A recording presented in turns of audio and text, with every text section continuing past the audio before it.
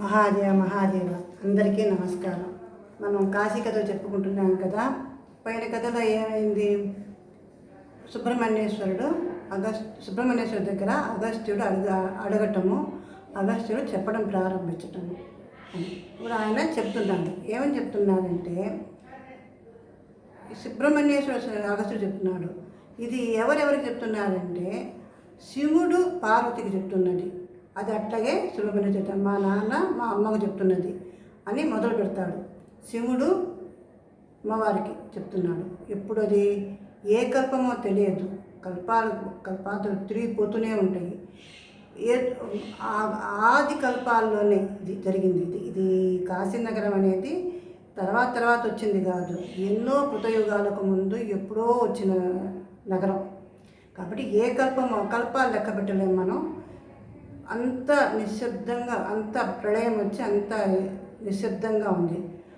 అప్పుడు బ్రహ్మదేవుడు ఆయువు తీరిపోయింది. మళ్ళీ సృష్టించాలనుకొని భగవంతుడు ఒక సంకల్పం చేశాడు. ఆ టైంలో ఆయన ఈ నిశ్శబ్దంగా ఉన్న ఈ ప్రదేశంలో తను ఒక్కడే ఉన్నాడు.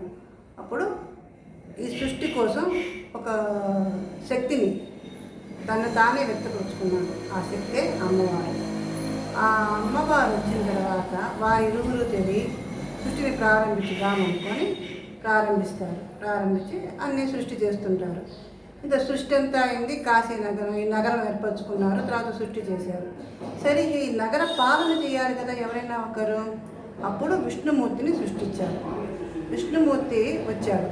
విష్ణుమూర్తి వచ్చి ఆయనకి పాలన చేయాలంటే ఇటువంటి ఒక స్వర్గాన్ని మించిన నగరం ఇది. దీన్ని పాలన చేయాలంటే మనకి ఎంత శక్తి సరిపోతుంది అని చెప్పి తపస్సు చేయాలనుకుంటాడు. తపస్సు చేయాలనుకుంటే అప్పుడు నీరు కావాల్సి వస్తుంది. అంటే అంతా ఏమీ లేదు కదా, అంతా ఇదైపోయింది కదా, అన్ని నీరు మళ్ళీ పైకి తీసుకురావాలి. అప్పుడు ఆయన తపస్సు చేస్తాడు. తపస్సు చేసి ఒక కోనేటిని తవ్వుతాడు ఆయన తపశ్శక్తితోటి. ఆ కోనేరు వస్తుంది. వచ్చి అందులో